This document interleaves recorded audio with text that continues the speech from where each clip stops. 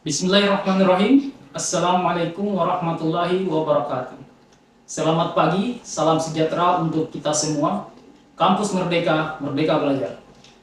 Perkenalkan, saya Agus Rinal SSI MSI, salah satu dosen pada Fakultas Matematika dan Ilmu Pengetahuan Alam Universitas Nahdlatul Ulama Sulawesi Tenggara, program studi biologi. Sebagai seorang dosen, saya telah melaksanakan tridharma perguruan tinggi yang meliputi pengajaran, penelitian, dan pengabdian kepada masyarakat. Pada kesempatan ini, perkenankan saya untuk memaparkan salah satu mata kuliah yang saya ampu, yaitu mata kuliah pengantar ekologi. Pengantar ekologi yang saya bawakan pada program studi biologi, saya bawakan dengan metode DIA atau Delivery, Interaction, dan Assessment. Video ini dibuat dengan tujuan untuk memenuhi salah satu persyaratan sertifikasi dosen tahun 2023, yaitu pernyataan diri dosen dalam unjuk kerja Tridharma Perguruan Tinggi atau PDD UKT PT, khususnya pada aspek pengajaran. Baik, saya akan memulai untuk menjelaskan deskripsi dan informasi umum mengenai mata kuliah pengantar ekologi ini. Mata kuliah ini merupakan mata kuliah wajib yang berada pada semester 2 di program studi biologi Fakultas Matematika dan Ilmu Pengetahuan Alam Universitas Nahdlatul Ulama Sulawesi Tenggara. Mata kuliah pengantar ekologi memiliki bobot 3 SKS teori dan 1 SKS praktikum. Bahasa pengantar yang digunakan dalam mata kuliah ini adalah bahasa Indonesia. Mata kuliah ini akan dibawakan selama 16 kali pertemuan, termasuk di dalamnya 2 kali pertemuan ujian, yaitu pada pertemuan ke-8 ujian tengah semester dan ujian akhir semester pada pertemuan ke-16. Pengantar ekologi bertujuan untuk membekali mahasiswa dengan pengetahuan dan konsep dasar tentang hakikat ekologi, bidang kajian ekologi, penentuan faktor-faktor lingkungan yang mempengaruhi kinerja organisme, struktur populasi makhluk hidup, struktur komunitas, karakteristik ekosistem, dan pemecahan masalah lingkungan dengan pendekatan ekologi.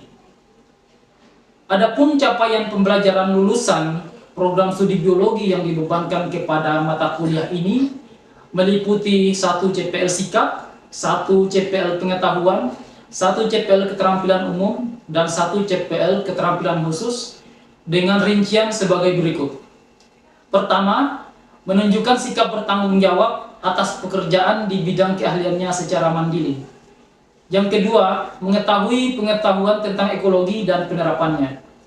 Yang ketiga, mampu menunjukkan kinerja mandiri, bermutu, dan terukur. Dan yang terakhir, mampu menganalisis penerapan biologi dalam bidang-bidang yang relevan dalam kehidupan sehari-hari. Selanjutnya, 4 capaian pembelajaran lulusan ini akan diturunkan menjadi 4 capaian pembelajaran mata kuliah. Meliputi yang pertama, menunjukkan sikap bertanggung jawab atas pekerjaan di bidang ekologi secara mandiri. Kedua, mahasiswa mampu memahami konsep dasar ekologi dan penerapannya dalam kehidupan. Tiga, mahasiswa mampu menunjukkan kinerja mandiri, bermutu, dan terukur dalam bidang ekologi. 4. Mahasiswa mampu menganalisis pemecahan masalah lingkungan dengan pendekatan ekologi. Selanjutnya, 4 capaian mata kuliah ini kemudian diturunkan lagi menjadi 7 sub capaian pembelajaran mata kuliah. 7 sub CPMK tersebut meliputi: pertama, mahasiswa mampu menjelaskan definisi ekologi dan ruang lingkupnya. Kedua, mahasiswa mampu mengidentifikasi susunan hierarki kehidupan. Ketiga, mahasiswa mampu memberi contoh bagian-bagian hierarki kehidupan yang ada di lingkungan. Keempat, mahasiswa mampu menjelaskan jenis-jenis adaptasi makhluk hidup. Kelima, mahasiswa mampu membedakan hukum minimum Liebig dan asas toleransi Salford. Yang keenam, mahasiswa mampu merasionalkan data mentah analisis vegetasi menjadi informasi ilmiah. Dan yang ketujuh, mahasiswa mampu menguraikan pemecahan masalah lingkungan dengan pendekatan ekologi.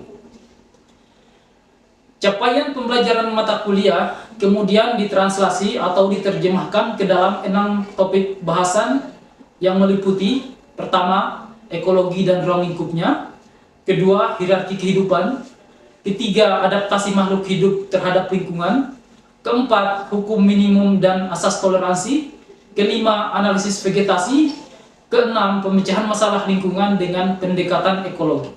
Adapun referensi yang saya gunakan dalam mata kuliah pengantar ekologi, saya bagi menjadi 2 jenis. Yang pertama referensi utama, kemudian yang kedua adalah referensi pendukung. Referensi utama meliputi buku dari Odum yang berjudul Basic Ecology. Kemudian yang kedua adalah buku dari Miller dan Spulman yang berjudul Essential of Ecology. Yang ketiga, buku dari Muller yang berjudul Aims and Methods of Vegetation Ecology. Dan yang terakhir adalah buku dari Kumar yang berjudul Environment and Ecology. Kemudian, referensi pendukung meliputi buku dari Ismail yang berjudul Ekologi Tumbuhan dan Tanaman Pertanian. Yang kedua adalah buku dari Musanati yang berjudul Lingkungan Fisik Tumbuhan dan Agroekosistem. Selanjutnya, saya juga menggunakan referensi-referensi penunjang yang lain seperti jurnal-jurnal yang terupdate dan relevan dengan mata kuliah ini. Seperti yang telah saya sebutkan sebelumnya, mata kuliah ini menggunakan metode DIA, yaitu Delivery, Interaction, and Assessment. Untuk mendukung proses pembelajaran pada mata kuliah ini, saya menggunakan beberapa literatur seperti buku referensi, jurnal penelitian yang relevan dan mendukung aktivitas pembelajaran. Itulah model delivery yang saya terapkan. Selanjutnya, pada aspek interaction, saya menggunakan metode Student-Centered Learning yang menekankan pada mahasiswa yang terlibat aktif sebagai subjek dalam proses pembelajaran sehingga mampu berpikir secara kritis, kreatif, dan inovatif. Kemudian, metode Student-Centered Learning ini meliputi interaktif, diskusi, dan project-based learning. Interaktif yang dimaksud yaitu dosen menjelaskan materi, kemudian mengajukan pertanyaan kepada mahasiswa dan meminta pendapat kepada mahasiswa. Yang kedua adalah melakukan diskusi dengan tema tertentu terkait pembelajaran mata kuliah. Kemudian yang ketiga yaitu project-based learning, yaitu pemberian tugas kelompok untuk memberikan pengalaman belajar secara langsung. Adapun platform pembelajaran yang saya gunakan yaitu Zoom Meeting dan Google Meet. Selanjutnya, untuk aspek asesmen merupakan suatu proses penilaian untuk mengukur kemampuan mahasiswa secara objektif dalam menerima materi pembelajaran sesuai dengan kemampuan mahasiswa itu sendiri. Hasil asesmen yang saya lakukan bertujuan supaya mahasiswa bisa mengetahui proses penilaian yang saya lakukan secara transparan dan objektif. Adapun indikator penilaian yang saya berikan meliputi: pertama, 20% tugas, kemudian 30% ujian tengah semester atau mid test, dan yang terakhir 50% ujian akhir semester atau final test. Demikian pemaparan deskripsi mata kuliah pengantar ekologi yang saya ampu pada program studi biologi Fakultas Matematika dan Ilmu Pengetahuan Alam Universitas Nahdlatul Ulama Sulawesi Tenggara. Selanjutnya, saya akan menampilkan cuplikan video pembelajaran yang saya lakukan di dalam kelas pada mata kuliah pengantar ekologi. Selamat menyaksikan.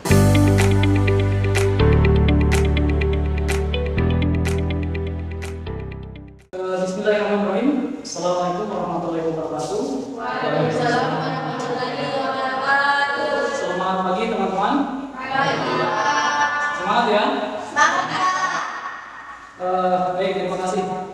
Untuk kesempatan kali ini kita akan menyambung pertemuan kita minggu lalu, khususnya dalam mata kuliah pengantar ekologi. Seperti biasa, sebelum kita memulai aktivitas perkuliahan, kita berdoa terlebih dahulu kepada Saudara Habib. Silakan dimulai. Baik, bismillahirrahmanirrahim. Assalamualaikum warahmatullahi wabarakatuh. Doa selesai. Terima kasih Mas Habib bersedia untuk memimpin doa. Oke, sebelum kita masuk ke materi, kita lakukan absensi terlebih dahulu. Ya, jadi yang semua ya, sudah ada yang berhalangan hadir hari ini. Oke, karena pertemuan ini adalah pertemuan kedua, artinya minggu lalu kita telah melakukan pertemuan pertama. Minggu lalu juga adalah kita membahas tentang kontrak perkuliahan dan juga gambaran umum mata kuliah pengantar ekologi ini. Sebelum kita masuk ke pokok bahasan, saya ingin merefleksi terlebih dahulu pertemuan kita minggu lalu. Kira-kira ada yang masih ingat apa itu pengertian dari ekologi? Ada yang masih ingat? Silakan, Saudara Rahim. Terima kasih atas kesempatannya. Ekologi adalah ilmu yang mempelajari tentang lingkungan dengan makhluk hidup. Baik, jawaban yang luar biasa dari Saudara Rahim. Berikan aplaus untuk Saudara Rahim. Ada pendapat lain? Saya Pak. Ya, silakan, Saudara Rahim. Ekologi adalah ilmu yang mempelajari tentang ekosistem atau ekologi adalah ilmu yang mempelajari tentang interaksi antara organisme dengan lingkungannya. Betul apa yang dikatakan oleh Rahim. Kita berikan aplaus.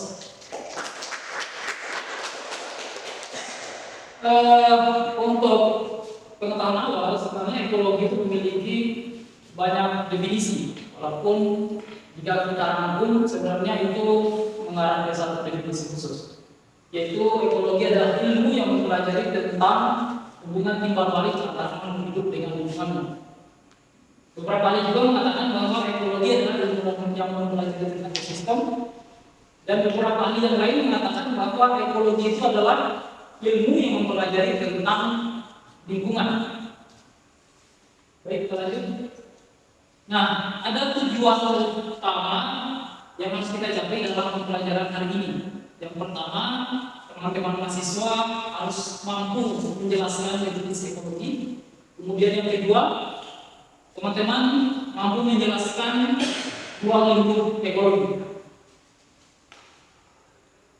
Mungkin sebagian besar dari kita, bahkan saya yakini bahwa semua dari kita ini pernah melihat gambaran lingkungan seperti ini, baik itu melalui media massa, media elektronik, bahkan tidak menutup kemungkinan kita pernah melihat secara langsung lingkungan seperti ini.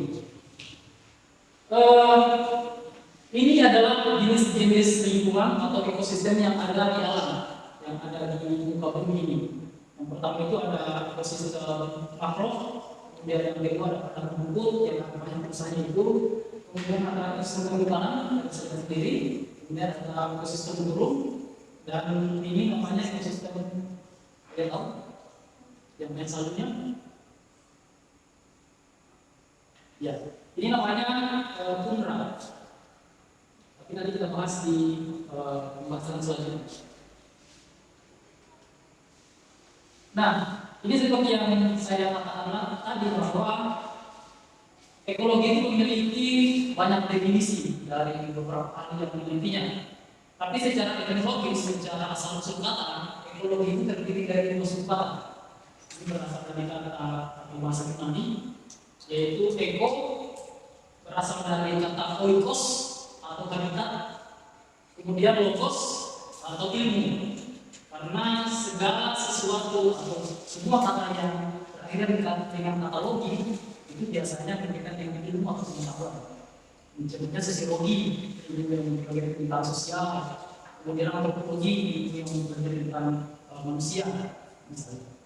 Kemudian oikos berarti habitat. Arti habitat ini bisa digeneralisasi menjadi lingkungan atau rumah. Dalam ilmu ekonomi, oikos yang dimaksud adalah ilmu rumah tangga. Kemudian ada juga ahli yang mengatakan bahwa ekologi itu adalah ilmu yang mempelajari tentang interaksi antara organisme dengan lingkungannya. Dan definisi berikutnya mengatakan bahwa ekologi itu adalah ilmu yang mempelajari interaksi baik antara makhluk hidup dengan makhluk hidup, kemudian makhluk hidup dengan lingkungannya. Istilah ekologi sendiri dikeluarkan oleh salah seorang ahli dari Jerman yang bernama Magnus Hegel. Beliau adalah seorang ekolog yang pertama kali mengembangkan istilah ekologi. Nah, dalam ekologi, makhluk hidup itu dipelajari sebagai suatu sistem. Makanya nanti kita mengenal istilah ekosistem. Nah, kalau kita berbicara tentang ekosistem, tadi kan telah dikatakan bahwa eko atau oikos itu artinya habitat atau lingkungan. Jadi dari asal usul kata sebenarnya ekosistem itu kita berbicara tentang sistem lingkungan. Karena kalau eko itu bahasa lain lingkungan. Jadi kalau berbicara sistem lingkungan berarti dalamnya ada komponen-komponen. Karena kalau kita berbicara sistem, kita berbicara tentang banyak komponen yang tidak dapat dipisahkan. Dan ketika satu komponen hilang akan mengganggu kinerja sistem tersebut. Contohnya, dalam sistem pembelajaran mahasiswa misalnya tidak ada, yang tidak mungkin belajar tentang jalan. Kemudian kalau prosesnya misalnya tidak ada, tidak mungkin juga sistem pembelajaran akan berjalan dengan lancar. Sampai sifat ya, sistem.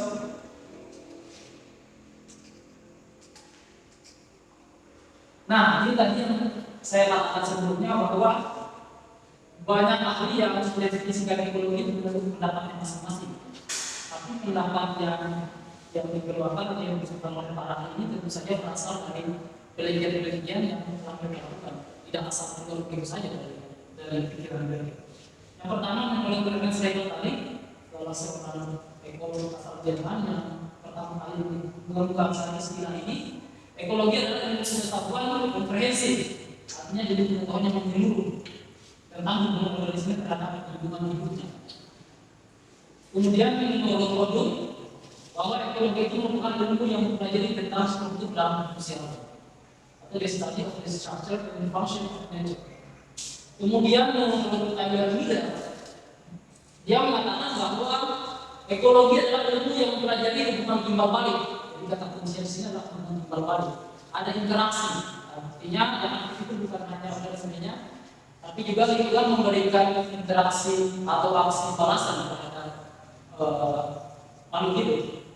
Jadi jangan kita beranggapan bahwa lingkungan itu karena mungkin bukan berupa makhluk hidup, misalnya air, tidak memberikan kontribusi ke dalam hidupnya organisme atau makhluk hidup. Tapi justru sebaliknya bahwa faktor lingkungan itu atau faktor hidup itu memberikan kontribusi yang sangat vital terhadap kehidupan makhluk hidup. Contohnya, jangan kita jauh-jauh manusia. Kita sebagai manusia saja, kita tidak bisa hidup tanpa air misalnya. Atau manusia tidak bisa hidup tanpa udara. Dan banyak yang lain. Kemudian salah seorang ekolog asal negara kita sendiri, Bapak Otto Simonoto menjelaskan bahwa ekologi sebagai suatu ilmu tentang interaksi timbal balik antara makhluk hidup dengan lingkungan sekitarnya. Ini kurang lebih sama dengan pengertian dari Tyler Miller tadi. Nah, dari beberapa definisi para ahli tadi dapat kita simpulkan bahwa ekologi itu adalah ilmu yang mempelajari tentang hubungan antara sesama makhluk hidup serta makhluk hidup dengan lingkungannya. Artinya ada dua aspek utama yang belajar dari ekologi. Yang pertama, hubungan antara makhluk hidup dengan makhluk hidup, sama-sama hidup ini. Kemudian yang kedua, hubungan antara makhluk hidup dengan makhluk hidup atau dengan lingkungannya, atau dengan ada yang istilahnya faktor abiotik. Ini kita bahas di slide selanjutnya. Berbicara tentang makhluk hidup, itu ada jenjangnya atau hierarkinya. Nah, hierarki makhluk hidup atau jenjang makhluk hidup ini merupakan ruang lingkup dalam kita belajar ekologi. Di sini ada kurang lebih 5 gambar, dan 5 gambar di sini adalah tingkatan makhluk hidup yang saya maksud tadi. Yang pertama ada namanya individu. Definisi yang sesungguhnya individu itu menyatakan makhluk hidup tunggal yang tidak dapat dipisahkan. Contohnya tadi telah saya sebutkan seperti di gambar itu seekor kucing itu satu individu, kemudian seekor burung satu individu. Kemudian di atas tingkatan individu itu ada namanya tingkatan populasi.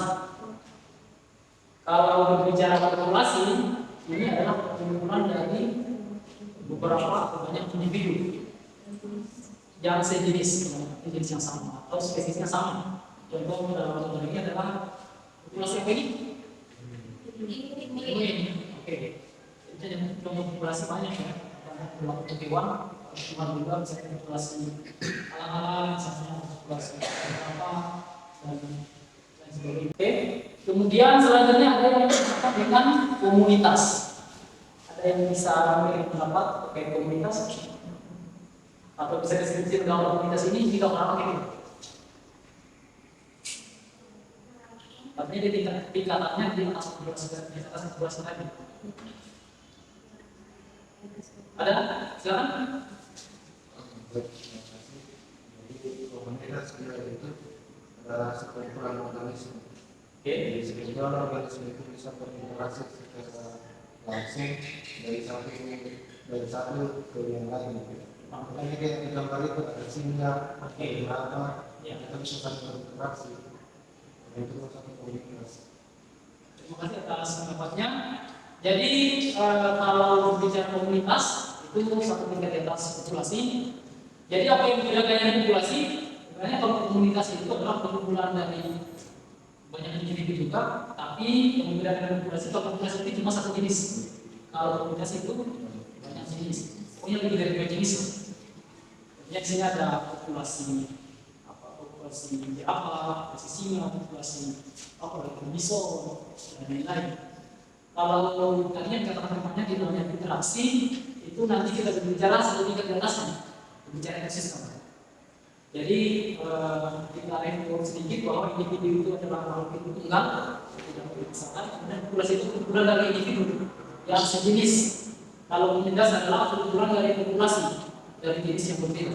Itu kata kuncinya. Kalau populasi sejenis, kalau komunitas beda jenis. Kemudian berbicara satu tingkat di atasnya kita masuk ke ekosistem.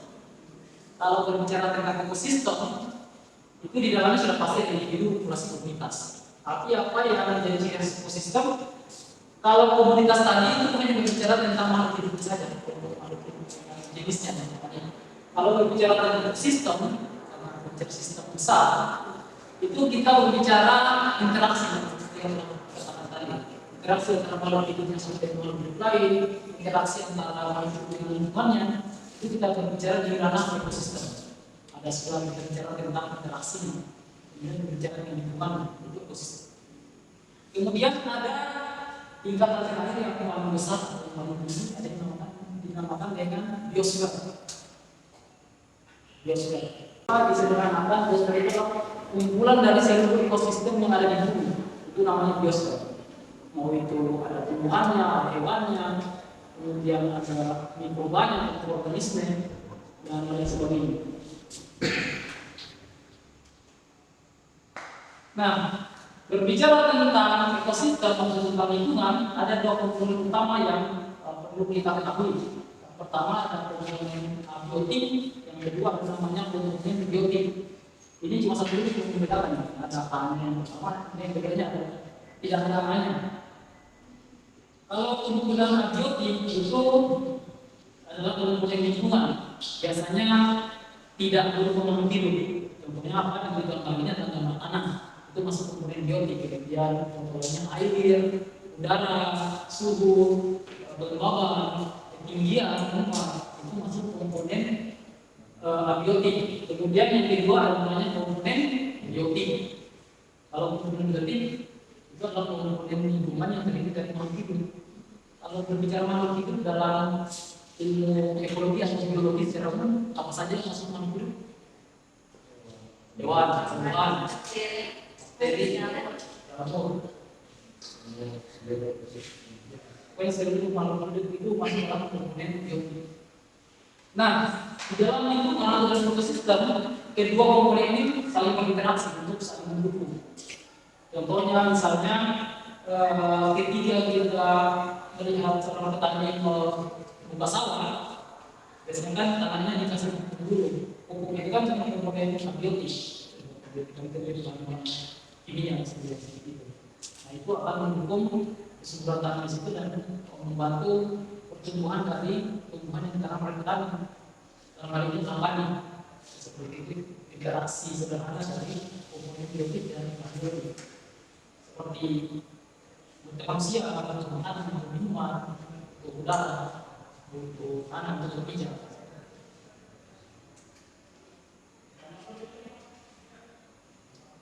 Kemudian ini tadi aspek yang dipelajari dalam ekologi itu ada 3 aspek. Yang pertama, ekologi itu mempelajari tentang hubungan organisme atau kelompok organisme dengan organisme lainnya. Kalau berbicara organisme berarti kita bicara tentang individu tadi atau jenis makhluk hidup. Kemudian studi mengenai hubungan organisme kelompok dengan lingkungan, dan yang ketiga adalah studi mengenai struktur dan fungsi alam.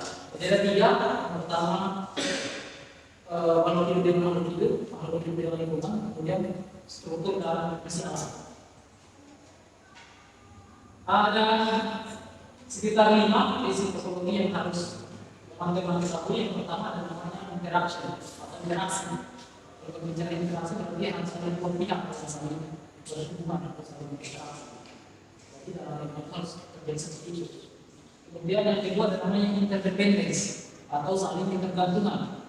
Artinya walaupun kita lihat di lingkungan alam itu mungkin kita lihat seperti tidak ada hubungan, seperti mereka sebenarnya mereka itu saling ketergantungan. Ketika satu spesies hilang, akan mengambil spesies yang lain. Kemudian yang ketiga namanya diversitas atau keanekaragaman. Jadi dari bahasa saja keanekaragaman, artinya di lingkungan itu bukan hanya satu jenis saja, ada banyak sekali jenis makhluk hidup yang ada di lingkungan. Dan itu seperti yang saya katakan tadi bahwa saling ketergantungan. Dan manusia sebenarnya secara tidak langsung ketika ada satu spesies hilang itu akan berpengaruh ke dalam kehidupan manusia. Kemudian ada namanya harmoni dan tidak ada keselarasan. Seperti yang saya katakan tadi, ketika banyak hidup di lingkungan itu akan terjadi keselarasan yang baik. Dari materi yang saya sampaikan tadi, ada yang belum dipahami atau ada yang ditanyakan? Ya, silakan sesuai lagi. Bagaimana penerapan ilmu ekologi dalam kehidupan sehari-hari? Apa ini pertanyaan yang cukup bagus? Jadi sebenarnya saya sudah sempat singgung sedikit tadi tentang contoh tentang aplikasi ekologi ini dalam kehidupan sehari-hari. Contohnya tadi petani yang menanam sawah. Kemudian sering kita lihat ada program rehabilitasi lingkungan seperti menanam mangrove. Itu sebenarnya prinsip-prinsip ekologi khususnya konservasi yang diterapkan di situ. Seperti itu. Ada lagi yang mau ditanyakan? Cukup ya? Kalau tidak ada lagi pertanyaan, untuk minggu depan ini ada tugas. Saya silakan dicatat. Ini nanti tugasnya dikumpul sebelum masuk kuliah minggu depan ya. Baik, kalau tidak ada lagi yang mau ditanyakan, saya tutup perkuliahan hari ini dengan ucapan Allahumma waffiq ila aqwamit thariq. Assalamualaikum warahmatullahi wabarakatuh. Waalaikumsalam warahmatullahi wabarakatuh. Terima kasih.